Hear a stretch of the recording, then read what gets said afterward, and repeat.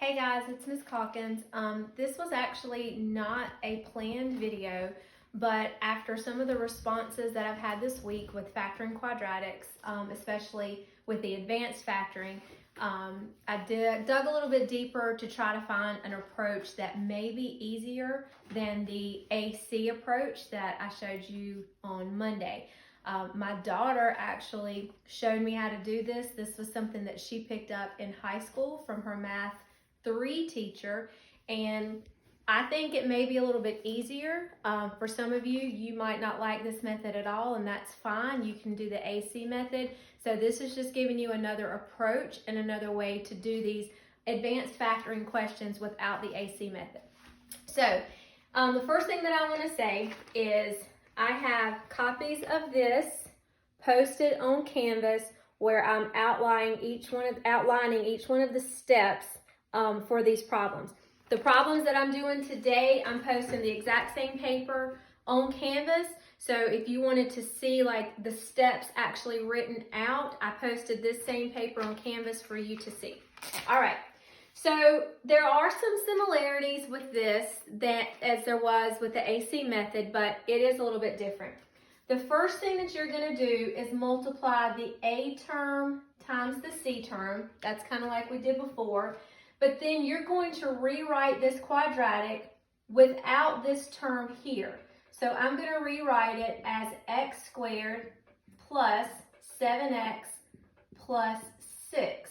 So I got the 6 by multiplying A times C together, and then I rewrite it as a quadratic with the leading coefficient as 1. So this quadratic is a lot easier to factor because the leading coefficient is 1. So this is one of the quadratics where you ask yourself what two numbers gives you a product of 6 and a sum of 7, just like the other ones we did last week. And those two numbers would be 6 and 1. So I would factor this as x plus 6 and x plus 1.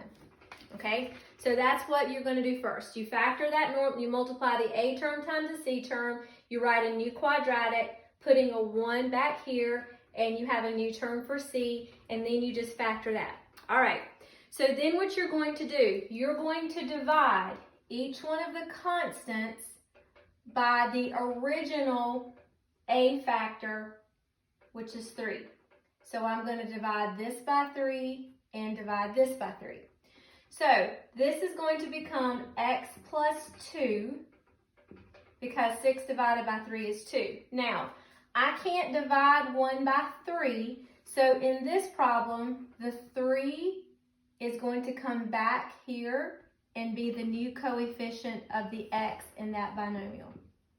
And so the factored form of this now is going to be x plus 2 times 3x plus 1. This is actually one of the questions from your Pizzazz 91 worksheet. I can't remember exactly which one it is, but you could go through and find which one that is. So it's one of the 1 through 9 on the Pizzazz worksheet. All right, so again, the first thing I did was multiply my A term times my C term, and I got 6. I rewrote this quadratic, putting a 1 here instead. Then I easily factored that. That's where I got the x plus 6 and the x plus 1. Then you divide the constant in each one of those binomials by the original A term. If it can actually divide out, you leave it there. If you can't divide it out, then that becomes the coefficient of x in that second binomial. Okay, so we're going to try same thing for number 2. So the first thing that I'm going to do is multiply these two numbers together and then rewrite it with my first coefficient being 1. So I'm going to write that as u squared minus 9u plus 18. Again, I got the 18 by multiplying the A times the C and then put it right there. So I'm going to factor this like I would normally factor things as we did last week. So I'm asking myself, what two numbers give me a product of 18 and a sum of negative 9? And those two numbers are negative 6 and negative 3.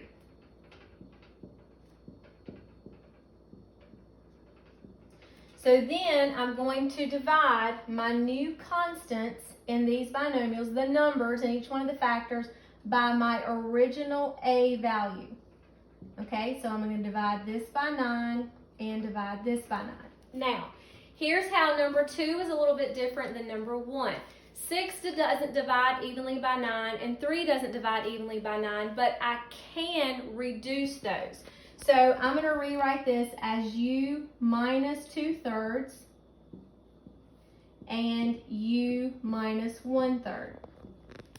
U minus 2/3 and u minus 1/3. So what I had to do here was simplify those fractions. Now, this 3 and this 3 are going to become the new coefficients at the beginning of the binomial. So that's going to be 3u minus 2 and 3u minus 1. And again, this is one of the questions from our Pizzazz 91 worksheet. So if you struggled a little bit on that, again, I don't know exactly what number that was, but you can go through and find the one that starts with 9u squared minus 9u plus 2. Okay, couple more examples. Number 3. So I think this one is also from the Pizzazz worksheet. So this is 10u squared plus 17u plus 3. So the first thing I'm going to do is multiply 10 by 3 and rewrite that new quadratic as u squared plus 17u plus 30. I'm going to think of two numbers that give me a product of 30 and a sum of 17. And those two numbers are 15 and 2.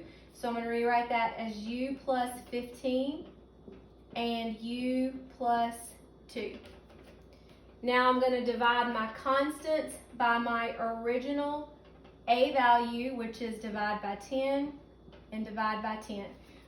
Both of those fractions can be simplified, so I'm going to simplify them out. That's going to be u plus 3 over 2 and u plus 1 over 5. Now, this and this will become the coefficients of my final answer for u. So this is going to be 2u plus 3, and this is going to be 5u plus 1. Okay, so the last one, and if you're actually watching this video, you're in luck because this is actually the last question on the new assignment. I think there are 8 questions, and I think this is number 8. If it's not, it's number 6. Can you see this? Okay. So if we were going to start this, we would have to start by doing 9 times 21, and that's going to give us a pretty big number to try to factor out. So this is actually an example of a new concept that you're going to see. Before you factor anything else out, if you can take out a greatest common factor from the whole thing first, that's going to make the simplifying a lot easier. So I actually can divide out a 3 from each one of those terms and make these numbers a little easier to work with. So when you take a 3 out of 9k squared, that leaves you with 3k squared.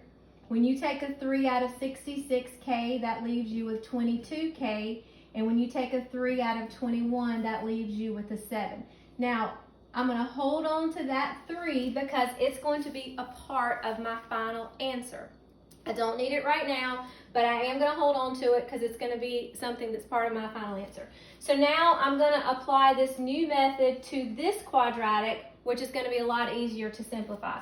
So I'm going to multiply the 3 times the 7 and rewrite this as k squared plus 22k plus 21.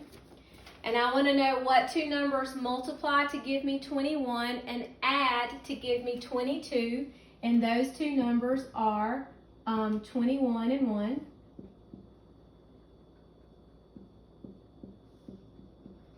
Now I'm going to go and divide by this coefficient, not the actual original one because I'd already factored that out. So I'm going to divide them both by that coefficient. So I'm going to divide them both by 3.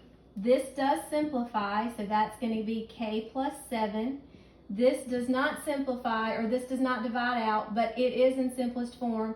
So this 3 is just going to go right there. That's going to be 3k plus 1. And then this 3 that I factored out originally comes back in front of it. So this is the final answer for, I think, is number 8 on your new assignment. 3 times 3k plus 7 times 3k plus 1.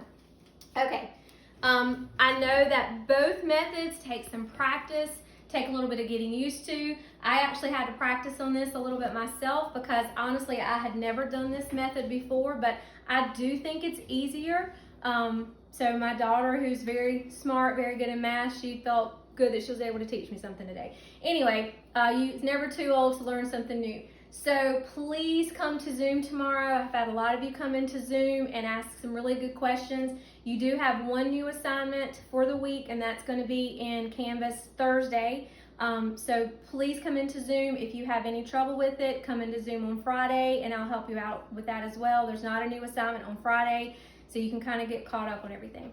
If you have questions, email me if you can't get to Zoom, and we'll figure something out. Otherwise, I hope you guys have a great day, and I will see you soon. Bye.